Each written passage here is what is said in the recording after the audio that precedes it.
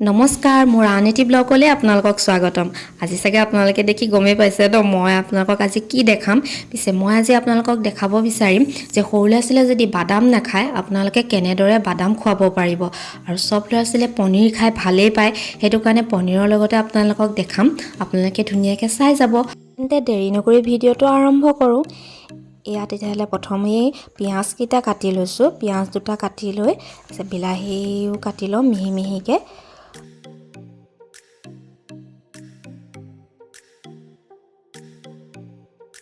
সব কাটি ৰেডি কৰি লোৱাৰ পাছত এতিয়া গেছটো জ্বলাই কেৰাহীখন পাতি ল'লোঁ।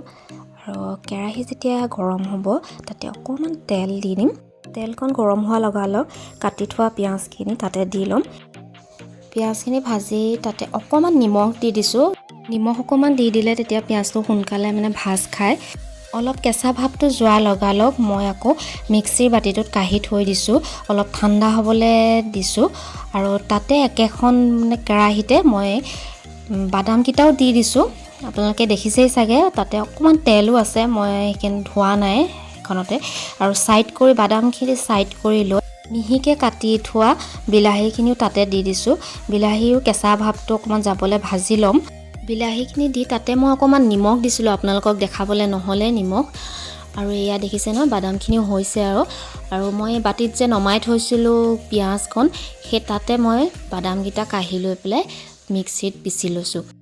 আৰু এয়া বিলাহীও হৈছে আৰু কেঁচা ভাৱটো যোৱাৰ লগালগ এয়াও অলপ ঠাণ্ডা কৰি মই মিক্সিত পিচি ল'ম। বাদাম বিলাহী আৰু পিঁয়াজখিনি ভাজি ঠাণ্ডা কৰি লৈ এয়া মই পিচি ল'লোঁ মিক্সিত। তাৰপাছতে কেৰাহীখন পাতি মই পনীৰকণ কাটি লৈছোঁ পিচ পিচকৈ। আৰু তাতে অকণমান তেল দি মই পনীৰখিনি অলপমান ভাজি ল'ম, কাৰণ আমাৰ কলিজাই পনীৰকণ অকণমান ভাজি দিলে ভাল পায়। কিন্তু পনীৰকণ নভজাকৈও আপোনালোকে দিব পাৰে, একো নাই। গ্ৰেভিটো হোৱাৰ পাছতে আপোনালোকে কেঁচা পনীৰখিনিও তাতে দি দিব পাৰে। মই অলপমান ভাজি লৈছোঁ কেঁচা ভাৱটো যোৱাকৈ। তাতে সেইখন কেৰাহীতে এচামুচমান বাটাৰ দি দিছোঁ। বাটাৰ দি আৰু বেলেগ একো দিয়া নাই। এয়া চাওকচোন, অকল চেনি আধা চামুচ দি দিছোঁ কাৰণ কালাৰটো হ'বলৈ। বাটাৰত যেতিয়া চেনি চামুচ অলপ ব্ৰাউন কালাৰ নিচিনা হৈ গৈছে, তাতে মই যিটো পেষ্ট বনাই থৈছিলোঁ সেই পেষ্টটো দি দিছোঁ। কাৰণ মই এতিয়া তাত অকণমান হালধিহে দিম, বেলেগ একো নিদিওঁ। মছলাটো একো ইউজ কৰা নাই, অকল এয়া দেখিছে হালধি দিছোঁ। আৰু কালাৰৰ কাৰণে মই সেয়া আপোনালোকক দেখাইছিলোঁ। অকণমান চেনি আধা চামুচ দি যেতিয়া ব্ৰাউন কালাৰ হৈ যায় চেনিটো, তাতে মই পেষ্টটো দি দিছোঁ, যিখিনি মই পেষ্ট বনাই থৈছোঁ বাদাম বিলাহী পিঁয়াজৰ। আৰু সেইখিনি দিয়ে ধুনীয়া এটা গ্ৰেভি হ'ব, ভালো লাগে, দেখিবলৈও ভাল লাগে। আৰু মছলা চছলা নিদিয়াকৈ আপোনালোকে সৰু ল'ৰা ছোৱালীক খোৱালে সৰু ল'ৰা ছোৱালীৰ পেটটো ভাল হৈ থাকে ন। মই লৰালৰিকৈ ওলাই থকা যিখিনি বাচন লেতেৰা হৈছিলে সেইকেইটাও ধুই ল'লোঁ। ইয়াত তেতিয়ালৈকে গ্ৰেভিটো হৈ গ'ল। হৈ যোৱাৰ লগালগ মই পনীৰখিনি তাতে দি অলপ গ্ৰেভিটো শুকাই যোৱা নিচিনা লাগিছে, সেইটো কাৰণে আধা গিলাচমান পানী দি দিম। পানী দি যেতিয়া উতল আহিব, উতল অহাৰ লগালগ আমি নমাই দিব পাৰিম।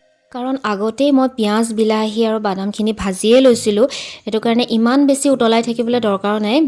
পনীৰকেইখন দিয়াৰ পাছত যেতিয়া অলপ উতল আহে তেতিয়াই আমি নমাই দিব পাৰিম। নিজে আপোনালোকে যিটো জোখত খাব বিচাৰে, যদি অলপ গ্ৰেভিকৈ খাব বিচাৰে তেনেকৈ গ্ৰেভিকৈও ৰাখি দিব পাৰে, বা অলপ জোলকৈ থাকিলে জোলকৈও ৰাখি দিব পাৰে। তাৰপিছতে আমাৰ কলিজাৰ আকৌ পনীৰৰ লগত পুৰি খাম বুলি কোৱাৰ কাৰণে লৰালৰিকৈ পুৰি দুটামানো বনাই দিলোঁ। আপোনালোকেও আপোনালোকৰ ল'ৰা ছোৱালীক বনাই দি চাবচোন এবাৰ। তেনেকৈ খাই যদি আপোনালোকৰ মনটো ভাল লাগিব ন। এনেও প্ৰায় মাকবিলাকৰ চিন্তা যে ল'ৰা ছোৱালীয়ে বাদাম নাখায় বা কিবা ভাল বস্তু এটা নাখায়।